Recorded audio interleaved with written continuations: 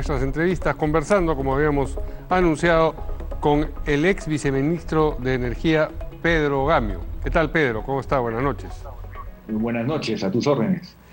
Bien, bueno, esta situación que se ha provocado con el derrame de la Pampilla levanta varias interrogantes para los que no conocemos, que somos la mayoría. ¿Cómo se produce este traslado del crudo desde la refinería al barco que lo debía transportar? A Ese ver, es, a ver, sí, por favor, sí, sí, adelante. no, es un sistema que evidentemente, vamos a explicarlo en palabras sencillas, Por favor. son unas mangas o tuberías que se conectan al buque que trae el producto y para eso tiene que haber condiciones favorables para la descarga. Ujú. Acompaña a este procedimiento todo un sistema de seguridad. Este sistema de seguridad implica, por ejemplo, tener una barrera de contención, tener una pequeña nave con los llamados skimmer, que son sistemas para tan pronto se produzca por alguna razón un derrame, inmediatamente se aísle la sustancia tóxica que está emanando y podamos evitar un problema mayor. Sí. Por eso una de las preguntas en este caso es por qué se reportó una cantidad tan pequeña cuando en verdad se trata de 6.000 barriles hasta este momento. Y lo que ha salido de la información, y también un tema muy importante es verificar si efectivamente estaba en operación la nave con el servicio de skimmer. De otro lado, también conocer detalles como, por ejemplo, si se dañó o no la manga, el sistema a partir del hecho de que el buque haya afectado la troncal y si hubo problemas de falla del personal a cargo de este sistema y el plan de contingencia, que tiene que ser más que un documento, tiene que ser un sistema de pruebas permanentes. Esto que estamos viendo acá no es algo ajeno, ocurre en todo el mundo donde se da el manejo de sustancias peligrosas. Los hidrocarburos son sustancias peligrosas.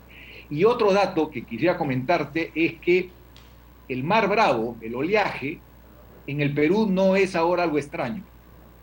En muchas oportunidades hemos tenido incluso desabastecimiento de algunos productos porque las capitanías de puertos se ven obligadas a decir no puede haber operación Ujú. porque el mar no lo permite. Entonces, hay necesidad de responder muchas preguntas y para eso está el OSINERMIN, que ve la parte de normas técnicas, OEFA, que ve la parte de regulación ambiental, la Capitanía, que es representante de la DICAPI, que es la autoridad ambiental en mar y ríos navegables. Y algo que debo mencionar, acá no se trata de modificar ningún contrato, el concepto es equivocado.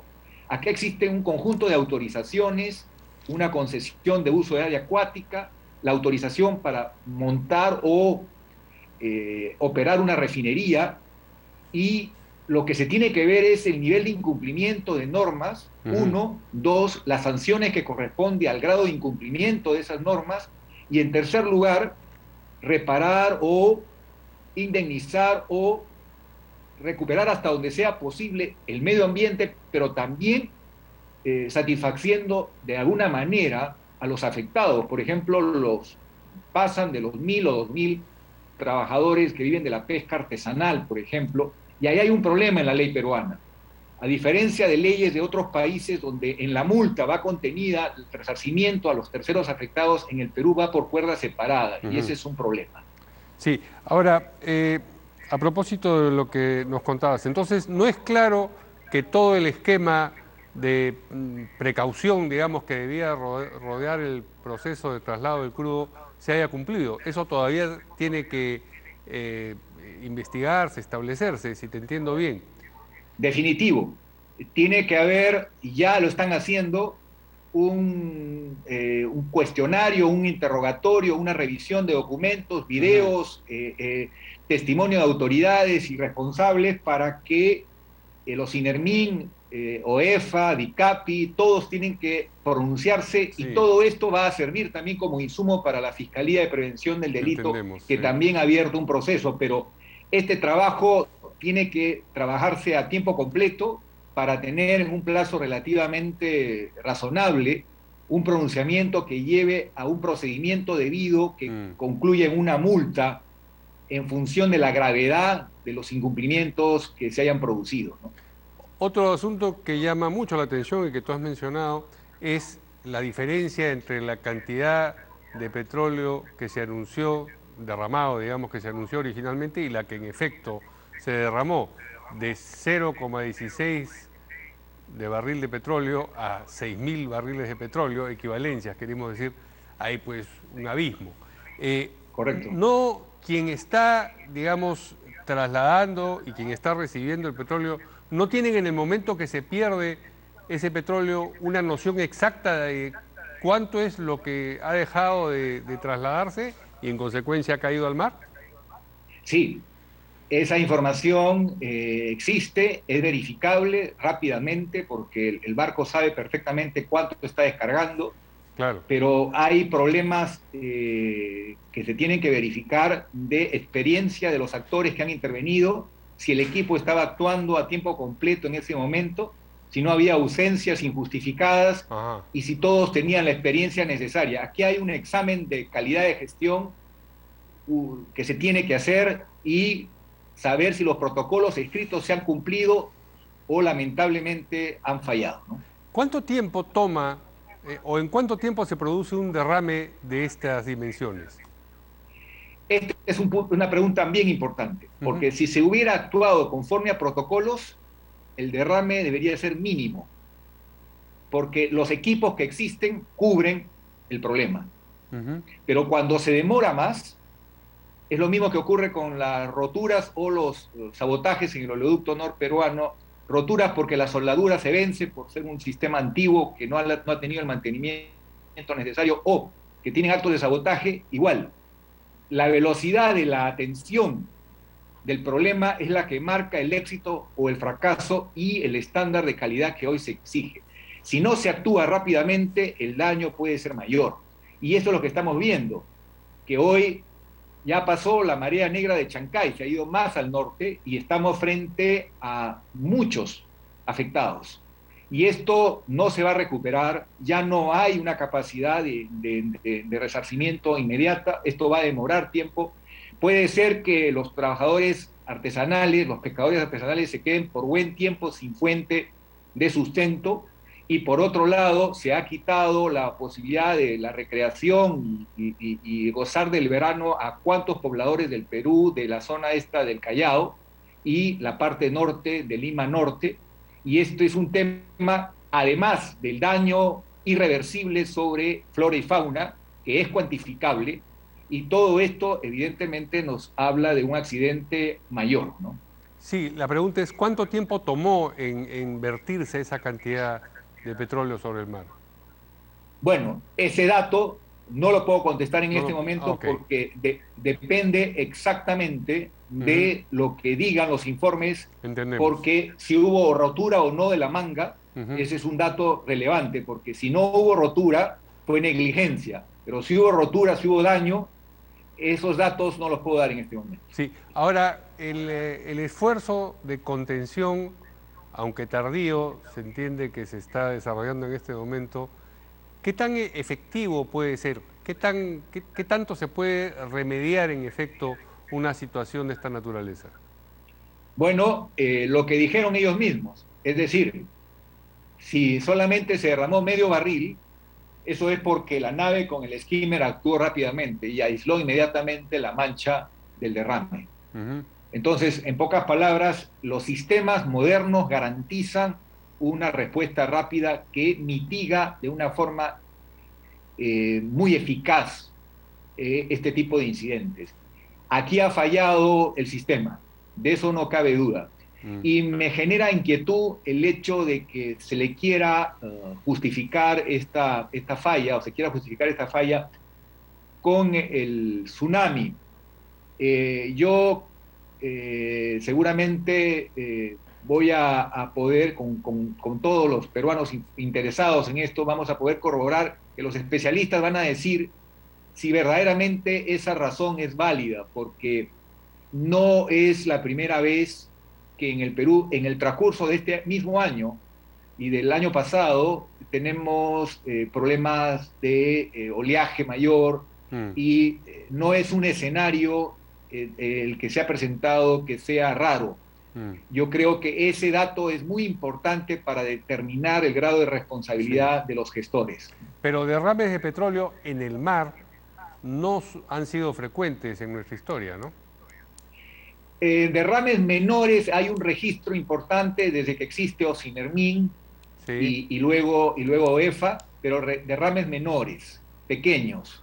sí, Y grandes derrames, bueno, tenemos la tragedia de Alaska y luego la última en el Golfo de México, sí. que motivaron un daño ambiental y un punto de quiebre, evidentemente, en la Sí, forma de atender estos desastres. Pero para el Perú es el más importante en el mar peruano, ¿no? sí.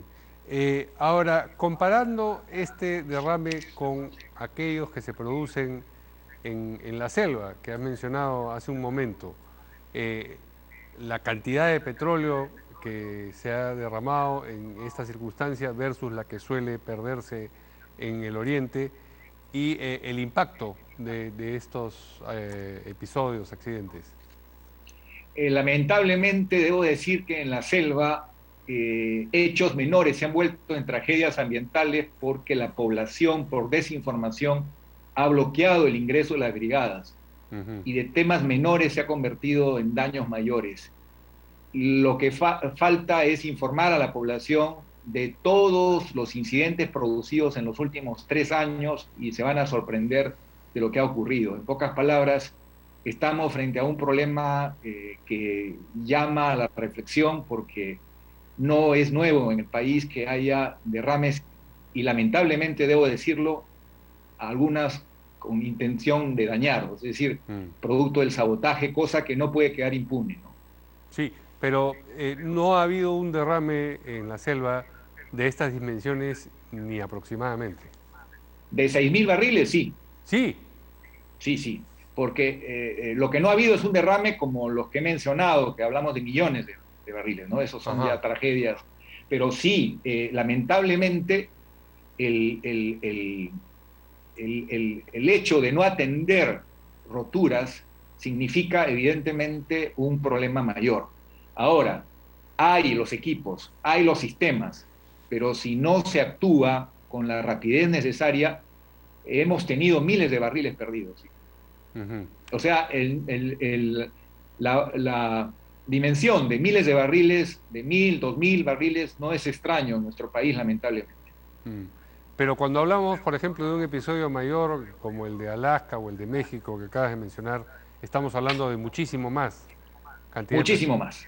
Por ejemplo, Sí, en el caso de uno de ellos ha sido 8 millones de barriles, es una 8 barbaridad. millones. Wow. Eso fue una tragedia, así es. ¿Y en cuánto tiempo se logró contener o paliar, digamos, lo No, que había ocurrido?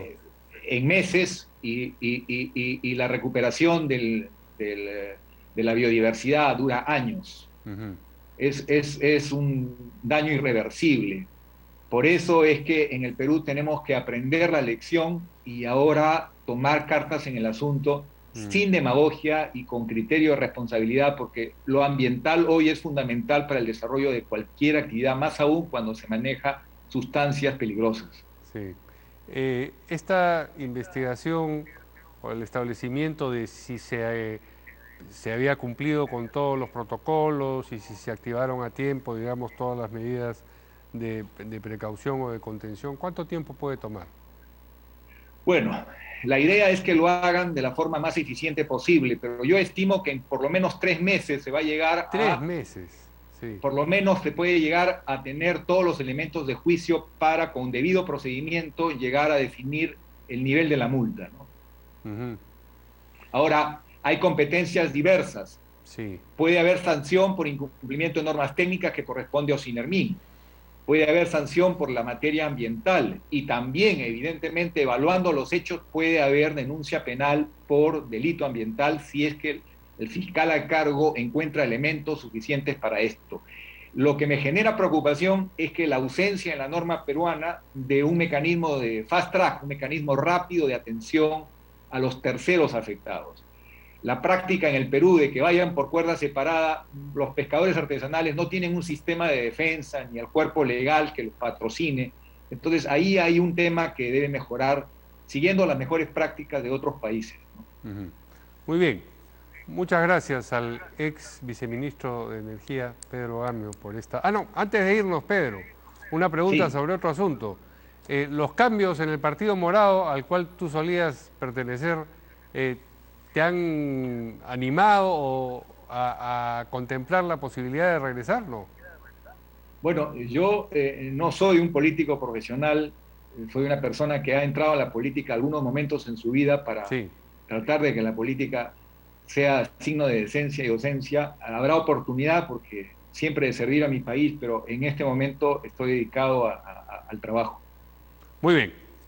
Muchas gracias. Muchas Ahora sí. gracias. Gracias por la Informe. entrevista al ex viceministro de Energía, Pedro Gamio. Buenas noches. Pausa y regresamos.